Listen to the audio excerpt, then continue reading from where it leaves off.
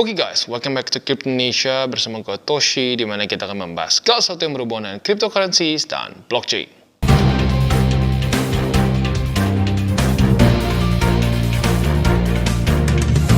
Oke, dan pada video hari ini kita akan lanjut membahas mengenai on-chain analysis. Apa yang terjadi setelah kemarin Bitcoin breakdown, ya tembus 39.500 dan sekarang sedang retest lagi. Dan selain itu juga kita akan melihat apa pergerakan para bandar, para whales, retails, miners, dan kawan-kawan.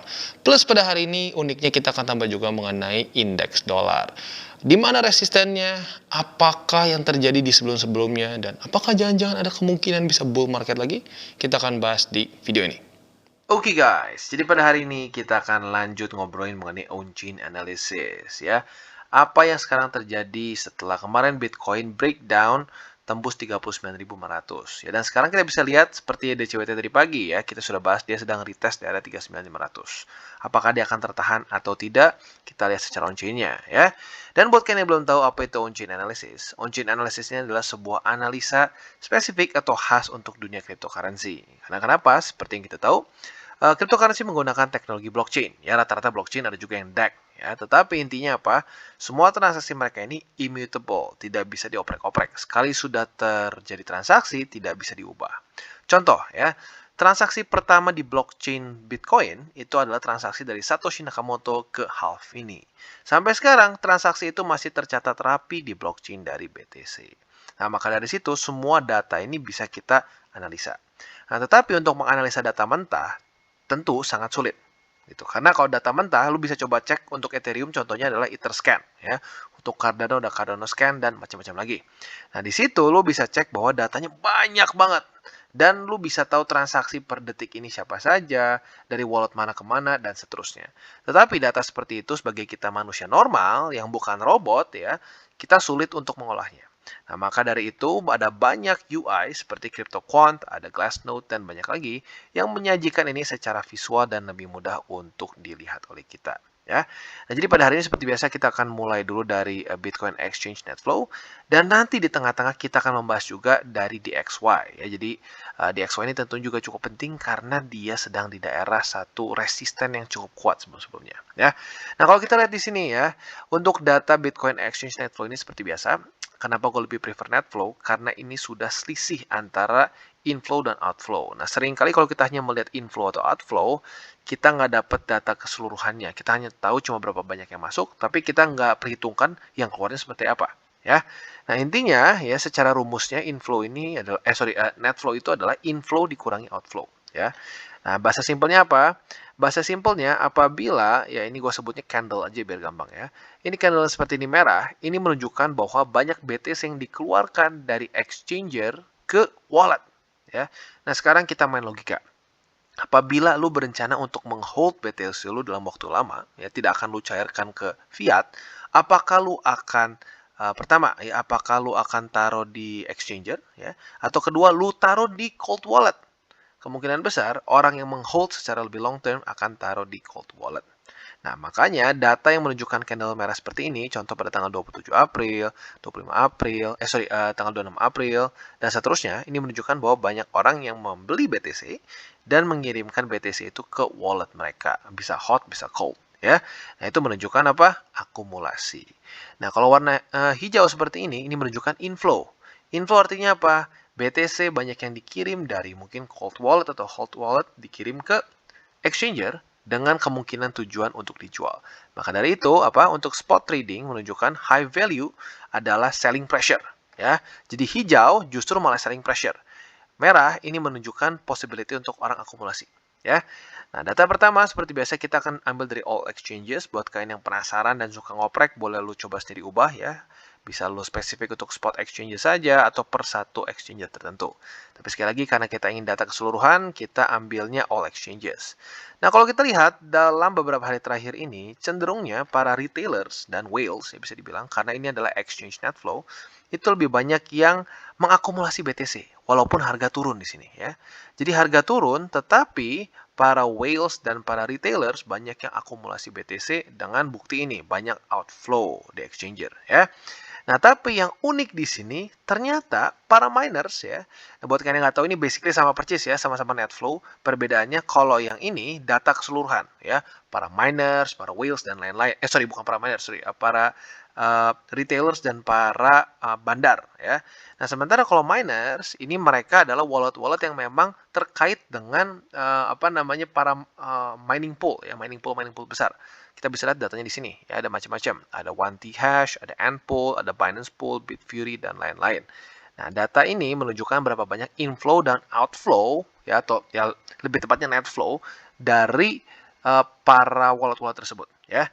Nah, kalau kita lihat di sini, uniknya apa? Datanya berbeda dengan para whales dan para retailer. Di mana sejak tanggal 19 April cenderung lebih banyak akumulasi, tapi para miners kita bisa lihat dari tanggal 19 banyaknya justru malah inflow, barang banyak yang membuang BTC ya. Jadi bisa kita lihat ada ketidakakuran, dan kalau kita lihat dengan data harganya ya, yang lebih tepat sepertinya miners belakangan ini ya. Karena saat dia jual ya possible selling tentunya ya, saat dia possible selling di sini harga turun ya. Jadi ini data yang cukup unik ya, menunjukkan bahwa para miners sepertinya lebih tepat nih saat membuang BTC mereka ya. Dan tentunya habis ini seperti biasa kita akan membahas juga mengenai satu indikator juga yang berhubungan dengan miners lagi ya. Oke, dan setelah ngomongin miners, nggak pas kalau kita nggak sekalian bahas juga Miners Position Index atau MPI. Nah, buat kalian yang masih baru di sini, MPI ini adalah sebuah rasio ya. Rasio dari total miner outflow dengan 1 year moving average dari total miner outflow sebelumnya ya. Dan kita bisa lihat di sini higher value menunjukkan para miner lebih banyak mengirim koin mereka daripada biasanya. Dan ini mengindikasikan possible selling ya.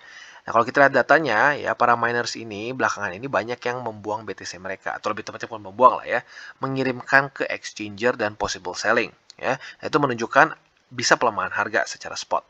Nah, kalau di MPI ini, dia menunjukkan apakah para miners ini lebih banyak mengirimkan BTC daripada biasanya. Kalau lebih banyak, artinya possible sellingnya lebih besar lagi. Ya. Nah, contohnya seperti mana? Contohnya ada di sini ya. Nah, di sini ya saat nembus titik-titik merah di sini, ini menunjukkan bahwa para miners banyak membuang BTC mereka ya. Jadi ada kemungkinan harga dump. Tapi baik lagi, nggak ada yang 100% ya, tidak ada yang 100%.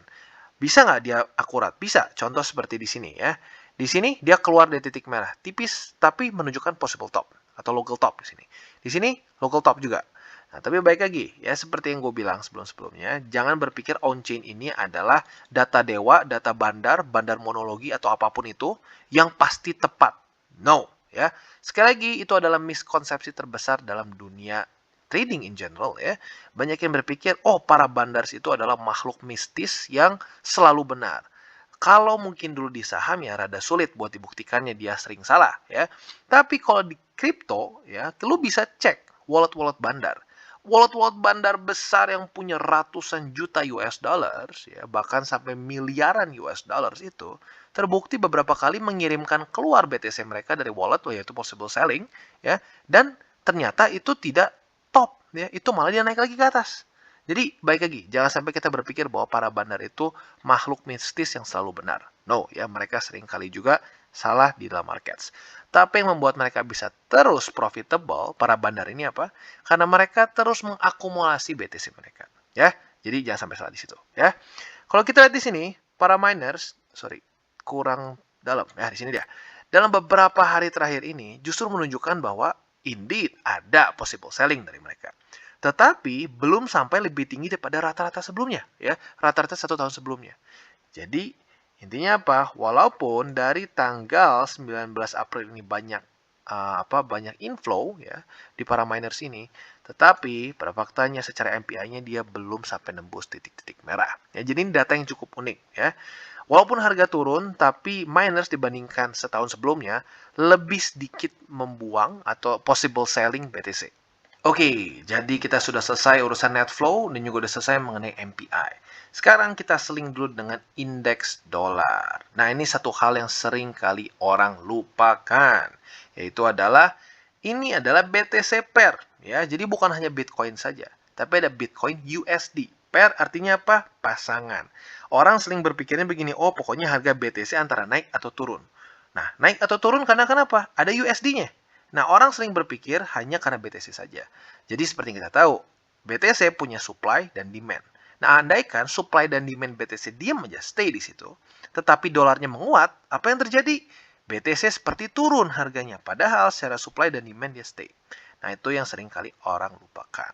Nah, jadi tentunya indeks dolar ini berkorelasi juga dengan BTC, ya. Lebih tepatnya berkorelasi kebalik, atau seringkali disebutnya korelasi negatif, seingat gua ya.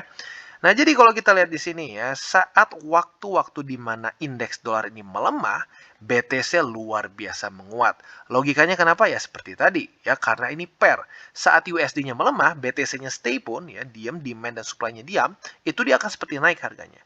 Apalagi kalau BTC demand-nya naik, demand-nya supply-nya otomatis stay ya 21 juta saja, dan dolarnya menurun, apa yang terjadi? Bull market yang parabolik.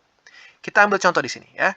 Pada Desember 2016, kita bisa lihat indeks dolar mengalami pelemahan, ya, pelemahan yang lumayan signifikan di sini. Kalau kita lihat BTC di tanggal Desember 2016 ya, di daerah sini, Desember 2016, apa yang terjadi? Boom, parabolik. Ya, BTC parabolic move. Sebelumnya jangan salah, BTC udah lumayan naik juga dengan demand-nya dia sendiri, ya. Di Desember tiba-tiba seperti dikasih bensin. Naiknya luar biasa besar, ya. Jadi api sudah ada sendiri apinya, dikasih bensin, apa yang terjadi? Apinya luar biasa besar. Ya, itu yang terjadi dengan BTC. Tapi kebalikannya juga, kita lihat di 2018 ya, 2018 ya, Januari lah ya, di mana bear market atau winter dimulai untuk Bitcoin. Apa yang terjadi dengan DXY? 2018 mereka mulai menguat. Ya, jadi baik lagi ini adalah satu korelasi yang penting untuk cryptocurrency market. Nah, sekarang kita tahu bahwa sedang meningkat luar biasa besar karena ya kebijakan hawkish dari the Feds atau kebijakan yang cenderung meningkatkan interest rate dan juga quantitative easing lah simpelnya ya. Kalau kita lihat di sini dia sudah menembus yang 102 dolar ya. Di daily-nya terutama ya, untuk di weekly-nya masih ada sekitar 2 hari lagi lah. Ya, sehari 16 jam tepatnya. Nah, sekarang kalau kita lihat, dia berhenti di mana? Tepat di 103. Jadi baik lagi ya, bahkan sampai indeks dolar pun menghargai support dan resisten struktur ya. Jadi ini penting ya. Apabila dia ketahan di sini dan melakukan movement seperti di 2016, ya coba kalian sendiri 2016 di sini ya. Apa yang terjadi dengan BTC? Jadi kemungkinan besar BTC bisa selamat dan lanjut bull market apabila dia reject oleh daerah 103 dolar ini. Ya. Nah, tinggal pertanyaannya reject atau enggak? Secara TA harusnya reject. Kenapa? Karena ini sudah sempatnya technically mungkin bisa dibilang nyaris double bottom di sini. Ya, mungkin jadi triple bottom, sangat memungkinkan. Nah, tapi di waktu bersamaan kita juga bisa bilang jangan-jangan ini double bottom. Nah, kalau ini double bottom, targetnya sampai mana? Sayangnya targetnya menyeramkan ya. Terendahnya ini bisa di sekitar 108 ya. Tertingginya bisa sampai 120-an something ya. Kalau sampai ke daerah situ ya otomatis menurut gua ya Bitcoin dan cryptocurrency market kemungkinan besar akan masuk ke winter. Dan bukan cuma kripto saja. Kalau udah ngomongin indeks dolar, ini indeks Amerika Serikat pun akan ambruk. Ya kalian coba cek sendiri deh. S&P 500, Dow Jones, Nasdaq, semua sedang dalam bear market. Ya, mereka sedang dalam kondisi terpuruk. Nah, pertanyaannya adalah apakah the Feds akan membiarkan indeks mereka hancur dengan cara mereka menaikkan interest rate atau tidak? Kalau sampai dia membiarkan itu terjadi, ya sudah, bukan cuma kripto saja yang hancur, ya. Semua risk on asset akan terbakar. Ya, salah satunya adalah yang paling penting adalah indeks. Nah, itu adalah satu permainan bola yang kita tidak tahu apa yang akan dilakukan oleh the Feds, ya. Pernah nggak the Feds gila naikin interest rate sampai tinggi banget? Pernah, ya, di tahun 80-an. Mungkinkah terjadi lagi? We don't know, ya. Karena pada faktanya sekarang kondisi Amerika berbeda dari tahun 80-an. Di tahun 80-an Amerika masih luar biasa besar pengaruhnya, ya. Sementara sekarang ya kita tahu bahwa ya Amerika Serikat bisa dibilang pengaruhnya masih cukup besar, tetapi tidak sebesar dulu. Jadi we don't know. Baik lagi, kita bukan cenayang, bukan juga dukun. Yang kita hanya bisa lakukan adalah apa? Bereaksi terhadap market. Dan sekarang ya kalau kita lihat di sini ya ada possibility dia bisa kerja di sini. Plus satu lagi, RSI juga sudah nembus jauh di atas 70. Jadi artinya dia sudah sangat overbought. Ya harapan kita sebagai pemegang cryptocurrency ya terutama BTC dan lain-lain ya pastinya berharap supaya ini reject. ya. Ya, tapi baik lagi ya, berharap boleh, tapi kita harus tetap realistik. Apabila sampai terjadi ya peningkatan yang ekstrim dan BTC sampai benar-benar winter, ya kita juga harus siap dengan semua kemungkinannya. Oke, dan selanjutnya kita akan masuk ke Bitcoin Estimated Leverage Ratio, ya, di mana ini adalah sebuah rasio ya yang menghitung open interest dibagi dengan coin reserve. Nah, ini intinya menunjukkan apa? Leverage, berapa banyak leverage yang dipakai oleh para user on average ya secara rata-rata. Jadi increasing value ini mengindikasikan bahwa investor sedang mengambil high leverage risk atau resiko leverage. Ya, ya kita tahu lah ya di Indonesia terutama cukup banyak orang yang bermain futures market. Biasanya over leverage, rata-rata over leverage ya. Dan kalau kita bisa lihat tentunya ini akan berpengaruh juga terhadap markets. Dan di waktu bersamaan arguably ini juga yang membuat harga cryptocurrency ini menjadi naik turunnya luar biasa besar ya. Untuk gambaran ya, markets futures lainnya ya yang terregulasi dengan baik ya, itu leverage maksimum itu biasanya nggak sampai nembus 20. Sementara untuk cryptocurrency sendiri itu ada yang 120, 125 dan itu secara langsung menghajar harga di markets ya. Nah, kalau kita lihat di sini biasanya ada dua hal yang sering terjadi di dalam sini ya.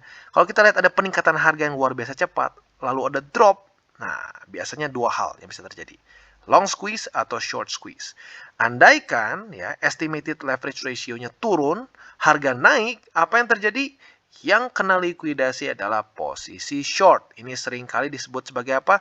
Short squeeze. Ya, intinya apa? Posisi shortnya banyak yang ketutup karena mereka terlikuidasi, membuat harga naik dan posisi-posisi short yang lainnya kena semua likuidasi, membuat satu ledakan harga ke atas seperti ini. Ya, nah ini tentunya ya yang ambil posisi short kena wreck ya atau hancur. Nah, kebalikannya, ada juga yang disebut sebagai long squeeze. Nah, long squeeze ini otomatis vice versanya ya, kebalikannya. Di mana kita bisa lihat ada peningkatan leverage, tiba-tiba drop. Artinya apa yang terjadi? Dia drop bersama harga ya tentunya ya. Dia drop bersama harga, artinya apa yang terjadi? Posisi long banyak yang terlikuidasi sehingga harga semakin turun. Begitu ya. Apakah ini satu hal yang baik atau tidak? Ya tentunya ini bisa jadi banyak perdebatan lah bagi orang-orang ya. Ada orang yang bilang justru ini yang membuat cryptocurrency market jadi naiknya eksplosif ya. Ya turunnya juga jadi eksplosif di waktu bersamaan. Tapi di waktu bersamaan juga ya banyak yang merasa ya dia senang dengan volatilitasan ini gitu. Orang ada yang suka banget high risk ya sudah silakan saja. Kalau gua pribadi tujuan gua adalah bukan untuk bersenang-senang di sini ya. Tujuan gua investasi di kripto adalah untuk make money gitu ya, untuk mungkin lebih tepatnya bukan make money, untuk membuat long term wealth, kekayaan yang long term. Gitu. Makanya kenapa gue pribadi bermain futures itu sangat sedikit dan hanya apabila terjadi setup yang bagus saja. Apabila yang lainnya ya gue hanya akan lebih cenderung ke averaging di support kuat ya. Nah sekarang kalau kita lihat sekarang sedang meningkat lagi leverage-nya ya. Dan kalau kita lihat dengan korelasinya ya sebenarnya mulai turun sih ya, mulai turun di sini dan yang terjadi apa? Ya, pada tanggal 26 April si estimated leverage ratio-nya turun, tetapi harga meningkat. Berarti kemarin cukup banyak yang kena short squeeze, tapi jujurnya kalau dengan skala seperti ini sih nggak terlalu besar ya. Nah, jadi buat kalian yang suka futures juga bisa pertimbangkan si estimated leverage ratio ini untuk mempertimbangkan posisi SL lo. Andaikan ya ini sedang meningkat tajam ya, si estimated leverage ratio ini sedang meningkat tajam, ya jangan dihajar full margin, full leverage gitu. Harus ambil keamanannya gitu karena sedang naik. Tapi andaikan misalkan setelah drop seperti ini nih, setelah drop seperti di sini. Nah, ini mungkin bisa lebih aman bagi kita dan kita bisa lihat cenderung market setelah itu nggak se-ekstrim, nggak se-volatile sebelumnya saat harga bukan harga, tapi saat estimated leverage ratio sedang tinggi ya. Jadi kurang lebih seperti itu dan kalau untuk yang spot ya paling jadi tontonan aja buat kalian. Wah, ini orang kena short squeeze, wah ini orang kena long squeeze gitu ya. Jadi kurang lebih seperti itu untuk estimated leverage ratio dan bisa dibilang walaupun sudah sedikit turun di sini ya, ada kemungkinan bisa lanjut turun lagi karena kalau kita lihat di sini dia sudah sangat tinggi posisinya ya. Gua mungkin expect drop yang seperti ini nih, drop yang lumayan signifikan. Nah, kalau sudah signifikan seperti itu biasanya akan terlihat jelas siapa yang kena nih, posisi long atau posisi short. Oke, dan yang terakhir seperti biasa kita akan tutup on-chain dengan MVRV ratio. Ya, lagi-lagi dengan sebuah rasio ya. Ini adalah rasio dari market cap dengan realized cap ya. Intinya ini menunjukkan apakah harga sedang overvalue atau tidak. Ya, ini bisa digunakan seperti osilator ya. Kalau kasarnya banget sih bisa dipakai rada kayak RSI walaupun cara kerjanya berbeda ya. Untuk ini ya simpelnya apabila di atas warna merah ini atau di 3,7 ini menunjukkan bahwa harga sedang overvalued ya. Alias kita bisa take profit lah kasarnya seperti itu. Ini salah satu indikator lagi yang kita bisa pakai secara on-chain yang cara kerjanya mirip seperti RSI ya, tapi rumusnya tentunya beda. Nah, apabila di bawah ya di bawah dari angka 1 ini menunjukkan dia sedang apa? Oversold. Dan kita bisa lihat dia bahkan berhasil menunjukkan ya bahwa pada Maret waktu Covid drop ini memang sedang oversold di sini. Dan bagi kalian yang mungkin melihat indikator ini dan akumulasi di sini pasti sudah senyum-senyum sendiri ya. Nah, jadi kita bisa lihat juga untuk take profits-nya dia cukup akurat juga di sini ya. Di titik sini kita bisa lihat apabila lu take profit saat dia kena di atas dari 3,7 ini, kita bisa lihat di sini local top ya. Lu bisa akumulasi lagi di sini. Lalu pas dia kena lagi top di sini, guess what? Local top lagi. Local top lagi dan beberapa kali cukup akurat. Ya, jadi baik lagi, ini satu indikator yang cukup berguna bagi kita yang ingin tahu kapan untuk akumulasi yang luar biasa menguntungkan seperti di sini dan juga take profits di local tops dan juga possible cycle top ya. Tetapi sayangnya seperti yang kita sudah bahas berkali-kali sebelumnya, sekarang masih di no man's land ya. Jadi masuk ke oversold juga belum, tapi ke overbought juga belum. So, untuk MVRV lagi-lagi sekarang masih di tengah-tengah, belum menunjukkan overbought maupun oversold. Oke, seperti yang kalian bisa lihat, data lagi-lagi mix ya, bercampur. Jadi ada yang sama menunjukkan bullishness, ada juga menunjukkan bearishness, dan seterusnya. Ya, nah baik lagi, ini sekali lagi kita diingatkan, on-chain analysis ini memang benar-benar data yang bisa men-track whales, ya, bandar, apapun itu bahasanya. Tetapi di waktu bersamaan kita bisa lihat, faktanya, ya, bandar pun nggak selalu benar. Dan on-chain analysis ini bukan data dewa yang, kalau sudah seperti ini pasti akan naik. Nope, tidak ada satupun indikator yang bisa 100% memprediksikan masa depan. Kalau bisa, gue udah super duper kaya, jadi orang nomor 1 di dunia mungkin ya, ngalahin Elon Musk. Nah, tetapi intinya apa? Intinya adalah kita tetap harus menggunakan on-chain ini bersamaan juga sebagai bantuan juga untuk technical analysis. Dan bisa dibilang, arguably yang lebih besar ini adalah sekarang, ya, bola panasnya ada di indeks dolar. Apa yang akan dilakukan oleh the Feds? Andaikan the Feds tiba-tiba nekat meningkatkan interest rate seperti tahun 80-an, well, hancur semua. Ya, semua risk on asset akan. Tetapi di waktu bersamaan, apabila the Feds takut membuat indeks mereka hancur, ya karena baik lagi nggak hanya kripto saja yang dalam resiko di sini. Semua risk on asset, ya, indeks-indeks seperti Nasdaq, S&P, Dow Jones sekarang sedang terjun payung semua. Ya, apabila Amerika terus susah meningkatkan interest rate secara gegabah, yang terjadi adalah mati. Indeks mereka akan hancur parah dan bisa dibilang kepercayaan terhadap market mereka akan berkurang. Jadi, jujurnya Jerome Powell sekarang pusing, ya. Dia sedang dalam crossroad yang mungkin bikin dia tambah putih rambutnya, ya. Jadi kurang lebih seperti itu untuk on-chain dan DXY pada hari ini. Dan bagi kalian yang belum mengikuti DCWT atau Daily Charting with Toshi, bisa klik di sini, di mana kita akan daily chart your favorite cryptocurrencies. Dan buat lo yang masih bingung cara baca chart, candles, dan hal-hal mendasar lain, ada juga tutorial Satoshi di sini. Ya. Dan juga buat lo yang belum memiliki akun di Bybit, Huobi, toko kripto, dan banyak lagi, bisa cek di bawah, tentunya cukup lengkap. Dan sekali lagi tidak wajib, tapi apabila lo menggunakan link referral kita, lo secara aktif membantu perkembangan dari TCI. Ya. Dan satu lagi juga, jangan lupa untuk join Telegram grup kita supaya kita bisa ngobrol-ngobrol santai mengenai dunia cryptocurrency secara dua arah. So, jangan lupa untuk like, subscribe, share our video, click the bell icon, and see you on the next video.